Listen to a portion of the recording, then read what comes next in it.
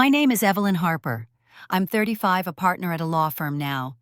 But last Christmas, I sat at the edge of my parents' table while they toasted my brother as their only legacy, like I didn't exist. They never saw the years he stole from me, the thesis he copied, the job he tanked, even the man who left me because of a lie Daniel sent from my company's own network. So I stopped being quiet. On Christmas Eve, I stood up and showed everyone the truth: emails, audio fraud, betrayal. You want to know what happened when the Golden Sun's mask shattered? Stay, because this isn't just a holiday story. It's the night silence broke and justice finally spoke. Snow coated the streets of Bloomington in a thin, icy glaze as I pulled into my parents' driveway. The same blow-up snowman leaned against the mailbox, half deflated and clinging to December like it refused to accept the year's end. Inside the house, lights blinked through the windows, warm and familiar, but it didn't feel like coming home. I turned off the engine and sat in silence. Nobody was waiting. Nobody ever did. The door creaked open before I could knock. Laughter spilled out, along with the smell of ham, cinnamon, and red wine. My mom walked past me in a blur, arms full of napkins. "Oh, Evelyn, you're late." I wasn't. I was exactly on time. I hung up my coat, wiped the slush from my boots, and stepped into the dining room. Everyone was already seated.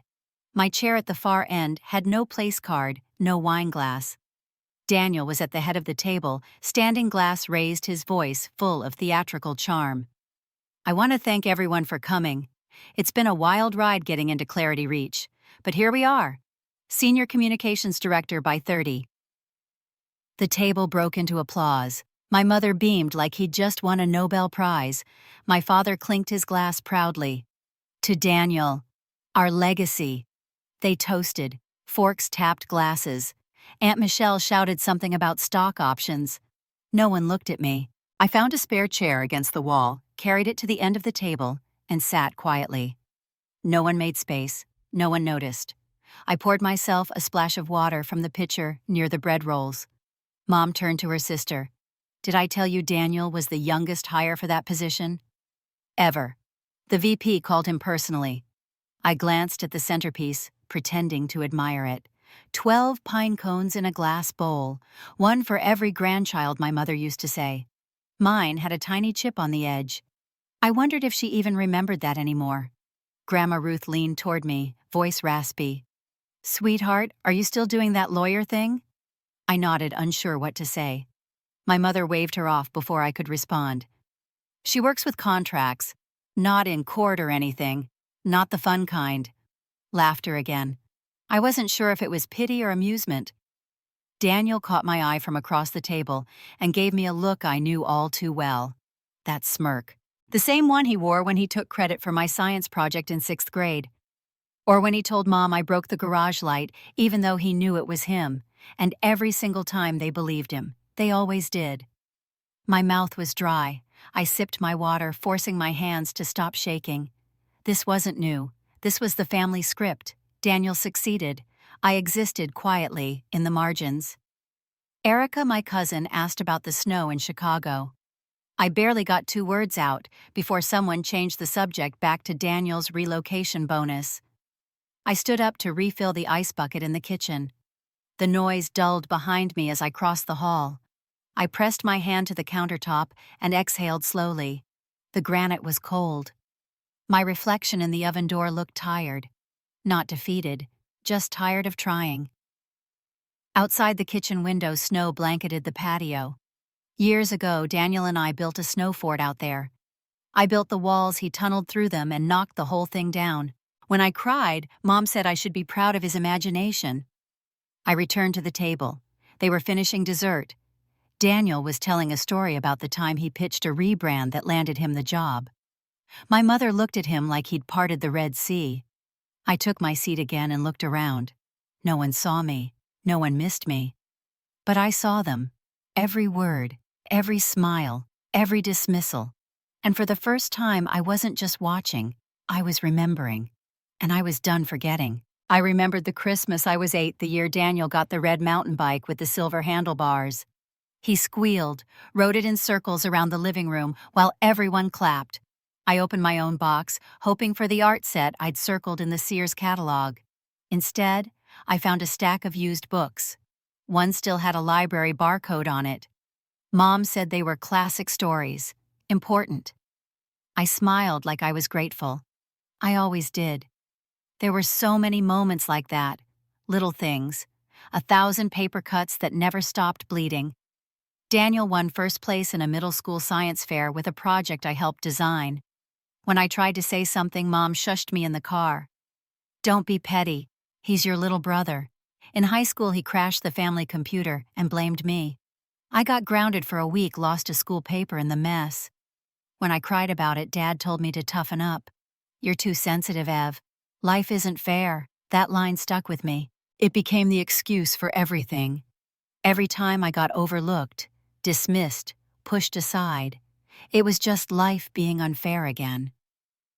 Junior year of college, I used a connection I'd built through a summer legal internship to help Daniel land a spot at a consulting firm. He didn't thank me. Not once. He listed me as a reference, though, and I only found out because they called my office. After his internship, he posted about his journey on LinkedIn, talking about how hard he'd worked to earn it all on his own.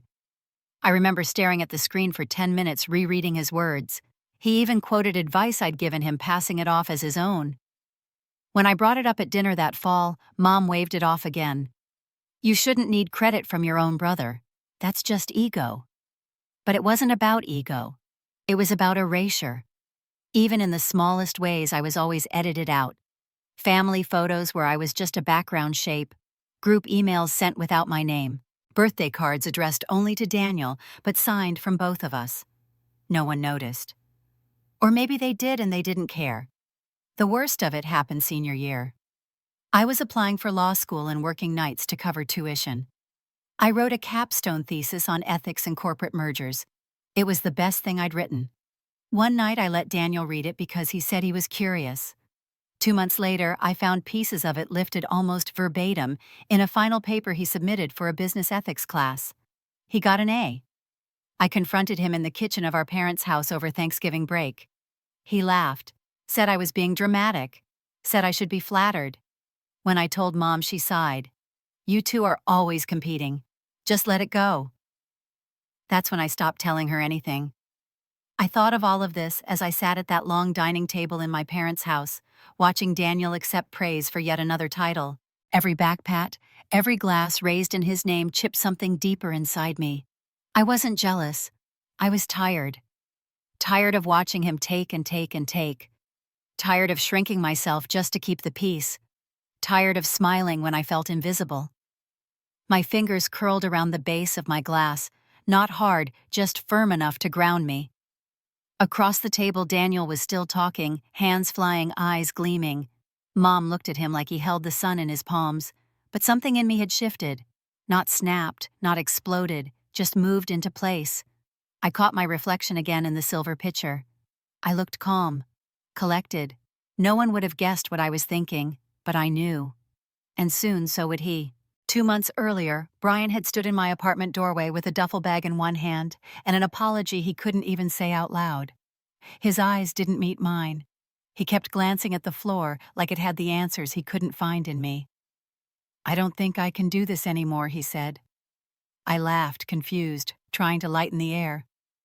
Do what? Pick Thai food again. His face didn't change. Us, Evelyn. I can't be with someone who isn't honest. My throat tightened. What are you talking about? He shook his head like that question exhausted him. I can't explain it. I can't trust you. And with that he left. For days I replayed it. Everything we'd had, every date. Every night we'd fallen asleep talking about our careers and childhood regrets, and what it might feel like to adopt a dog together. Brian wasn't the kind of man who gave up easily. He was the only person who had made me feel seen without needing to prove anything.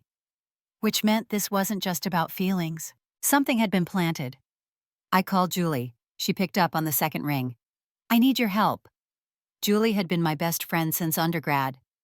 She worked in cybersecurity now, which meant she had a suspicious mind and zero tolerance for vague drama. I told her everything: the breakup, Brian's words, the way it hadn't made sense.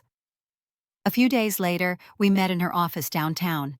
She had already pulled metadata from my firm's email servers and cross-referenced it against Brian's work domain. She wasn't supposed to, but we'd helped each other bury worse secrets before. Julie looked up from her screen, her eyes cold. Someone sent Brian an email from a burner address claiming you'd falsified invoices and violated client confidentiality. It looked professional. They attached fake documents. Whoever did this knows how to mimic internal reporting structures. My skin turned cold. Where was it sent from? That's the part you're not gonna like. The IP pinged from inside Clarity Reach's corporate network. A guest access point, but still it came from their internal building. Daniel. Julie didn't say anything. She didn't have to. Her silence was confirmation. I sat back in the chair, my mind racing. He hadn't just sabotaged me in front of our parents.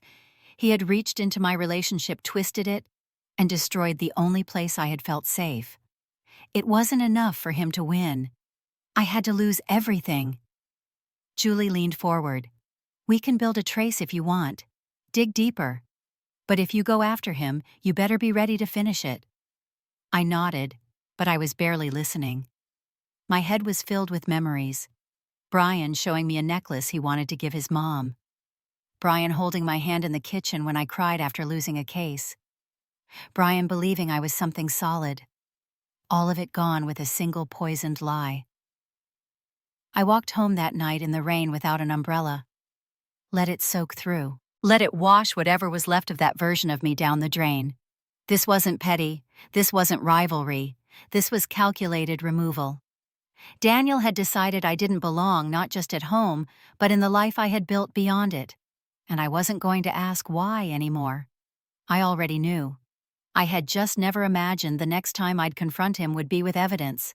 Not emotion. Not memory. Hard cold proof.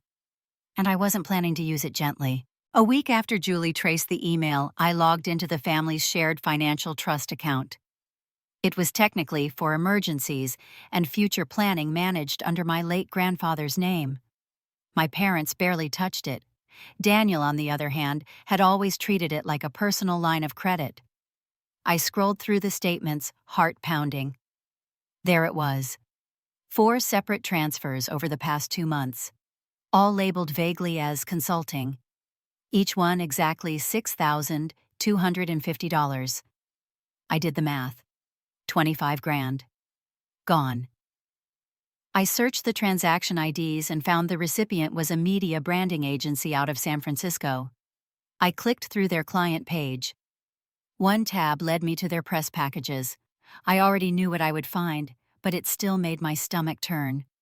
Daniel's face was plastered across at least 5 online tech magazines.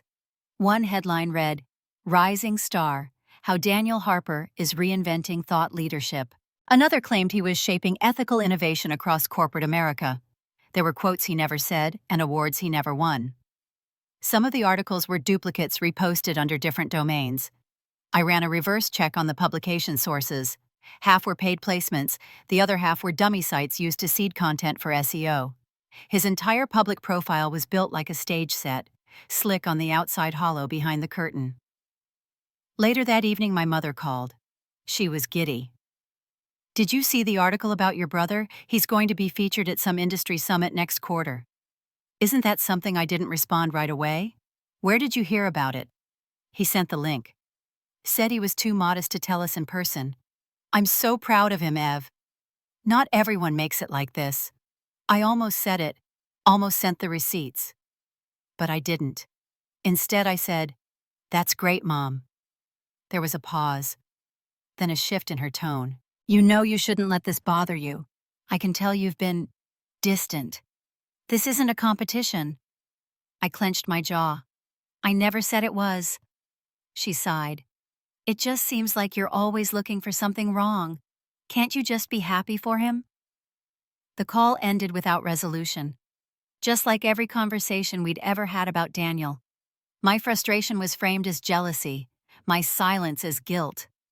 I stared at the articles again, watching the cursor blink next to Daniel's name. That smile, that fake practice smile. I remembered the last Thanksgiving he came home bragging about a startup accelerator he supposedly helped launch. Now I knew why the numbers never added up. The money didn't come from venture partners. It came from our grandfather's trust. Reputation bought and delivered. This wasn't about impressing mom and dad. Daniel was building a version of himself so shiny no one would ever question what was real underneath.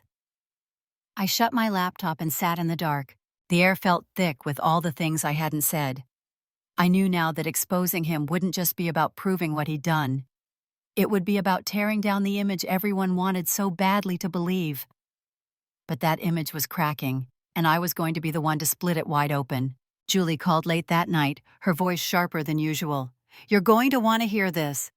She had been combing through Daniel's digital trail, digging into third-party cloud logs and flagged network transfers. She was cautious, methodical. And now she had something. She sent over a clipped audio file. I played it with my laptop volume turned low. Daniel's voice came through first, measured and confident, the same tone he used during family dinners when pretending to care. "We both know she's not a team player. You want the account, I want her out. This helps us both." Then another voice.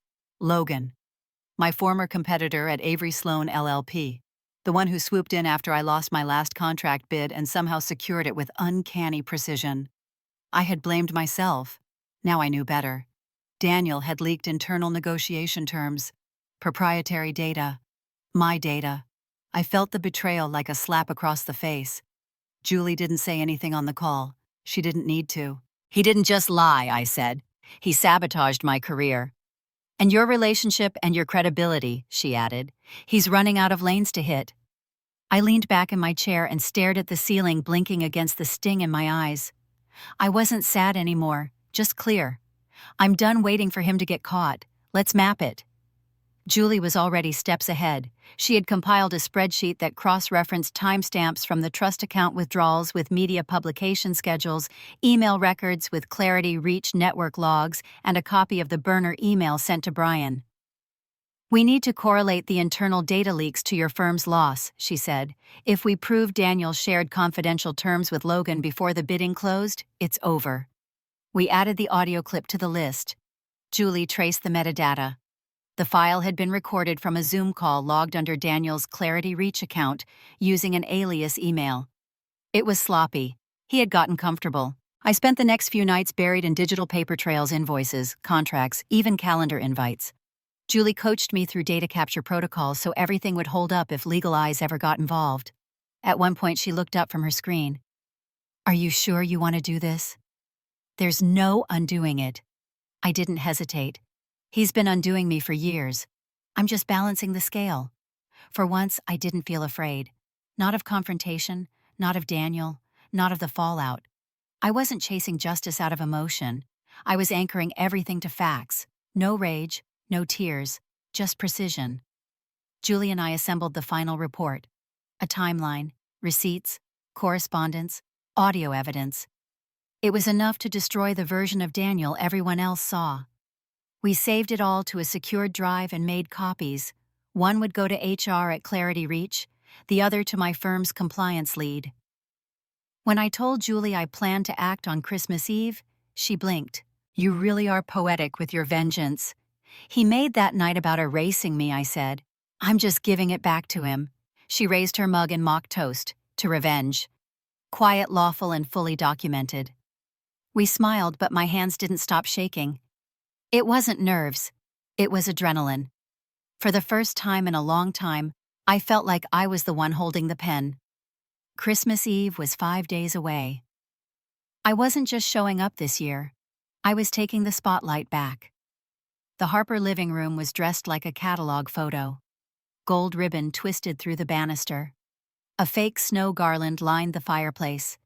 The tree blinked in perfect harmony with the instrumental holiday playlist humming low beneath the conversation.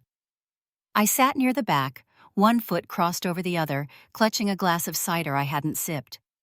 My fingers were steady, my breath calm. Across the room, Daniel stood near the fire, launching into a long, meandering speech about gratitude, growth, and the importance of legacy. He always loved a captive audience. People nodded, smiled, murmured agreement. A few recorded on their phones. He was careful with his words, tossing in humility, just enough to soften the self-praise. My mother dabbed at her eyes like it was a graduation speech. My father chuckled at every punchline. I waited. When he finally paused, I rose from my seat. Everyone turned. I'd like to say a few words too. A beat of awkward silence, then a few polite nods. Daniel moved aside with a smirk, like he expected a toast or a clumsy attempt to compete. He couldn't have been more wrong. Julie had helped me load everything onto a simple USB. I plugged it into the smart TV beside the mantel. The screen lit up. I took the remote. This will be quick. Just a few things I think everyone should know. Slide 1 the email to Brian. Header trace. Timestamp. Clarity. Reach network IP. Matching guest login under Daniel's ID. Murmurs rippled through the room. Slide 2 transaction records from the trust account. 4 payments. 1 branding firm. Matched with publication dates and cached versions of the articles. The applause had stopped. Daniel stepped forward. Ev. Come on. What are you even trying to prove here? I clicked again. Slide 3, the Zoom audio. The room fell completely silent as Daniel's voice played over the speakers. We both know she's not a team player. You want the account, I want her out. Aunt Meredith gasped. My cousin Jack turned to look at Daniel with wide eyes. My father's brow creased. My mother's face drained of color. I turned off the screen. That's all. No drama, no tears, no yelling, just the facts. Daniel stammered. This is completely out of context. I mean, who even records Grandpa Albert stood up slowly from his recliner. His voice didn't rise, but the room obeyed its weight. I always said the trust wouldn't change. Evelyn retains her full authority. That decision stands. Daniel's face flushed, but he stayed frozen. My mother opened her mouth, then closed it. No one else spoke. The air had changed. Something had cracked open and wouldn't close again. People started whispering. A few slipped out early. The holiday cheer had evaporated. I didn't wait for applause. I didn't need anyone to tell me I was right. I walked past Daniel without looking at him and set the remote on the mantel. And just like that, the story rewrote itself. 3 days after Christmas, clarity. Reach issued an internal statement citing breach of ethical standards and confirmed Daniel Harper's immediate termination. The memo was sterile but unflinching. No celebration, no goodbye email. By morning, someone had leaked the audio clip, then the fake PR articles, then the burner email. Within 48 hours, every polished headline Daniel paid for had been replaced by think pieces dissecting the illusion. How one man bought his way into thought leadership. How far people go to fake success. I watched it unfold like a weather pattern I had already seen coming. Calm, expected. No joy, no smugness. Just stillness. My mother called twice and texted 3 times. She asked if I could help smooth things over with the board, if I could make a statement clarify that it was all a family misunderstanding. I didn't respond. There were no misunderstandings left. That Thursday, a message arrived in my inbox from the partners at Avery Sloan. Evelyn, we'd like to officially offer you a position as equity partner. Congratulations and thank you for your continued integrity during this year's challenges. Attached was a letter, formal but warm, the kind of language people use when they realize they had backed the wrong horse. I sat in my apartment, still wrapped in my coat, and let the email settle around me. No one had handed me anything. I had fought for every inch of recognition. And now, finally, the ledger was balanced. A text popped up from Rebecca. Saw the article. Told you the truth always lands. Proud of you. Partner Evelyn Harper has a nice ring to it. I smiled. Just a little. Another email. Brian. I just heard everything. I'm sorry. I was wrong. If you're open to talking, I'd really like to. I stared at his name for a moment, then archived the message without reading the rest. By Friday, I was packed. I had no reason to stay in Cedar Rapids. I had cleared the fog, untied the knots, closed the book. My father had said nothing since Christmas Eve. My mother finally stopped calling. Daniel was silent. I loaded my suitcase into the car alone. No speeches, no tears. Just crisp air and frost on the windshield. As I pulled out of the driveway, I caught one last glimpse of the house in the rearview mirror. The porch light flickered, the same bulbs Daniel had once bragged about syncing to his phone. They flickered again. I didn't stop driving. Chicago had a different kind of winter. Sharper winds, louder streets, taller shadows. But I liked it. The noise outside quieted something in me. I moved into a 2-bedroom apartment downtown, nothing too big, but with warm lighting and floor-to-ceiling shelves that I filled with old case studies, novels, and the notebooks I used to carry during law school. The mornings smelled like roasted beans from the coffee shop downstairs. I walked to the firm most days, a habit I picked up to think through my strategy before meetings. Being a partner came with pressure, but it also came with autonomy. I set boundaries. I led cases that mattered. And when promotions were handed out, my name was never skipped. Not once. A few months in, I proposed a new scholarship initiative for young women in pre-law programs who lack support systems. It passed without resistance. We launched the Harper Equity Grant in September. The first recipient sent a handwritten letter I keep pinned inside my desk drawer. She wrote that she never thought someone who looked like her could belong in law. I wrote back that I once thought the same thing. I wasn't angry anymore. Not at my family. Not even at Daniel. Anger took too much energy, and I had better places to spend mine now. I hadn't forgiven them either. Some things don't need resolution, just distance. I didn't attend the next holiday dinner, or the one after that. I sent cards, brief, polite, no return address. Rebecca and Julie stayed in touch. Brian tried once more, then stopped. There was peace in the quiet. That January, I found myself walking past a little bar tucked between 2 office buildings, the kind with twinkle lights and jazz seeping out through the windows. Inside, a group of colleagues raised their glasses to someone's win.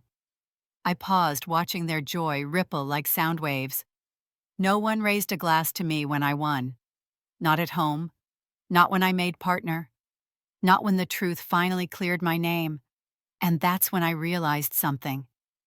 I didn't need the toast. I didn't need the clinking glasses, the spotlights, the public applause. I just needed to know I didn't vanish. That I was never the ghost they tried to turn me into. The truth had its own volume. You didn't need to shout it. You just needed to let it stand.